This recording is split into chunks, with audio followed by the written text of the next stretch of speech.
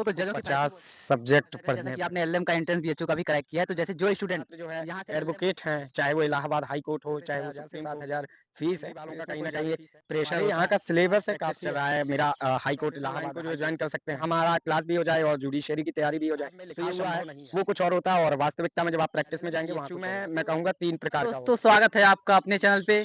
जैसा कि आप देख रहे होंगे इस टाइम हम बनारस हिंदू यूनिवर्सिटी के सेंट्रल ऑफिस के सामने खड़े हैं। आज हमारे साथ एक खास मेहमान है जो बनारस हिंदू यूनिवर्सिटी से एलएलबी किए हैं। फिलहाल हम इनका परिचय नहीं देंगे, अपना परिचय खुद देंगे। हम इनसे आज कुछ मुद्दों पर चर्चा करेंगे। सर पहले अपने परिचय बताइए।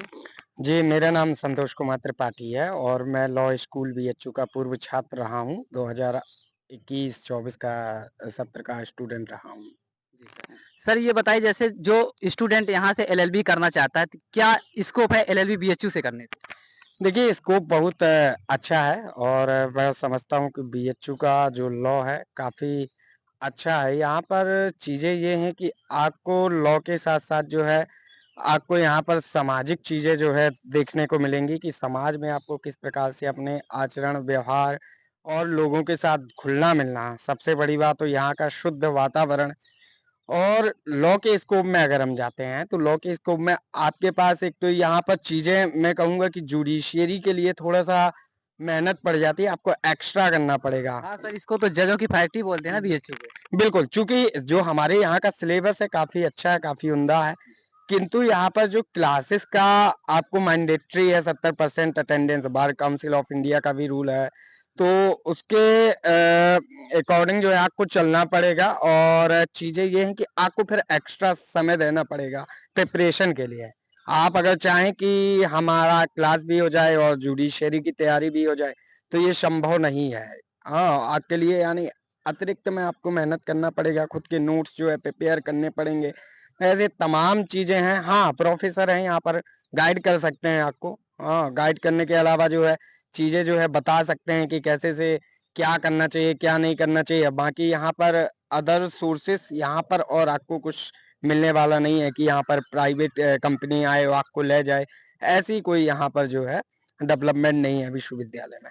सर कुछ हम एलएलएम के बारे में चर्चा करें। जैसा कि आपने एलएलएम का एंट्रेंस बीएचयू का भी क्रैक किया है, तो जैसे जो स्टूडेंट यहाँ से एलएलएम करना चाहते हैं, तो क्या स्कोप है, यहाँ फीस कितनी लगती है और मतलब एंट्रेंस का सिलेबस वगैरह कैसे रहता है, तो कुछ बताइए इसके बारे में। देखिए, एलएलबी में टोटल अगर हम ऐसे देखें सब्जेक्ट तो लगभग आपको 50 सब्जेक्ट पढ़ने पड़ेंगे अगर कुल मिलाकर के पूरे एलएलबी की बात कर लें। जी, और प्रत्येक विषय से आपसे 1 से 2 क्वेश्चन आपके बनने वाले हैं।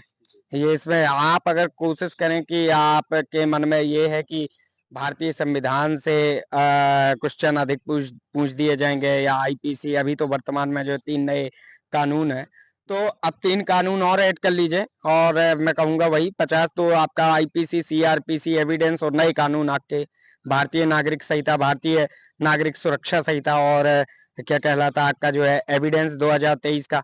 तो अब ये तीनों भी कानून से आपके क्वेश्चन आने वाले हैं जी। और इनको आप हल्के में मत लीजिए, जो भी अगर प्रिपरेशन कर रहे हैं एलएलएम एंट्रेंस के लिए। और दूसरी चीज़ एलएलएम बीएचयू में मैं कहूँगा 3 प्रकार का होता है और एलएलएम जर्नल होता है, एलएलएम एचआर होता है, स्पेशल लॉ होता है और सबकी अलग-अलग फीस निर्धारित है। तो सर जर्नल ये तीनों का अलग-अलग होने का क्या डिफरेंस है इसमें? देखिए, तीनों का ये है कि आप जो है कम समय में वही डिग्री प्राप्त कर लेते हैं, उसकी फ़ीस बशर्ते अधिक कम होती समय है। में मतलब सर कितने ईयर का है? 1 ईयर का, 2 ईयर क्या होता है? बिल्कुल, 1 ईयर का होता है, स्पेशल लॉ जो है 1 ईयर का है और जहाँ तक मुझे पता है कि 60,000 रुपए उसकी फ़ीस यहाँ पर निर्धारित की गई है काशी हिंदू विश्वविद्यालय में जी, और ह्यूमन राइट्स वाले में मुझे जहाँ तक पता है 30 से 32,000 रुपए उसका लगता है और एलएलएम जर्नल की ऑलरेडी बहुत कम सीट होती है और एलएलएम जर्नल में अगर किसी का होता है, ये 2 साल का होता है आपका और तो इसमें आपका जो है मुश्किल से 6,000 से 7,000 फीस है। इसमें कोई ज़्यादा फीस है नहीं पर इसकी सीट जो है बहुत कम है। जी सर। जी। तो सर जैसे एलएम एलएम कोई यहाँ से करता है, तो क्या हॉस्टल वगैरह प्रोवाइड होता है कि नहीं यहाँ? हाँ, एलएलएम अगर आपकी रैंक अच्छी है और मैं समझता हूँ कि 215 के आस-पास आपके मार्क्स हैं। मैं कहूँगा कि जर्नल की बात कर रहा हूँ मैं। 215 के प्लस मार्क्स हैं 215, 210 तो मैं समझता हूँ डेफ़िनेटली आपको हॉस्टल मिलेगा। आपकी एकदम सियोरिटी पक्की और सबसे बड़ी बात डिपेंड करता है कट ऑफ के ऊपर, कि आपका कट ऑफ कितना जा रहा है, इम्पोर्टेंट ये है। अच्छा सर, ये एक क्वेश्चन ये था, क्या एलएलबी के बाद एलएलएम करना वर्थ रहता है कि कुछ फायदा होता है कि नहीं करने से? देखिए, एलएलएम आप कर रहे हैं तो आप ये एक चीज़ें ये है कि आप एकेडमिक में निरंतर तौर पे बने रहेंगे। सबसे पहली बात ये, चूँकि आपका एलएलएम की अवस्था में आपके ऊपर कई ऐसे चूँकि छात्र होते हैं जो है गरीब घर के होते हैं, उनकी स्थिति सही नहीं होती है, तो फैमिली वालों का कहीं न कहीं एक प्रेशर होता है कि आप जो है जल्द से जल्द जॉब ले लीजिए और दबाव बनता है छात्र के ऊपर। तो मैं समझता हूँ दबाव नहीं लेना चाहिए।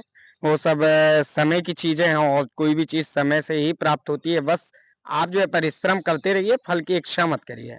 तो कुल मिलाकर के बात ये है, एलएलएम का एक फ़ायदा ये होगा कि आप जो है नेट जेआरएफ करके चीज़ें ये हैं कि आप प्रोफ़ेशनल लाइन को जो है जॉइन कर सकते हैं।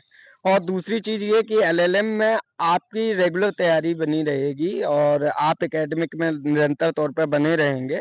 तो ये चीज़ें हैं और आप तैयारी करते रहिए जुडिशरी की, सबसे अच्छा बहुत। अच्छा सर, जो एलएलएम कर लेता है तो मैक्सिमम कितना जॉब उसका मतलब सैलरी मिल सकता है अगर एलएलएम करता है तो?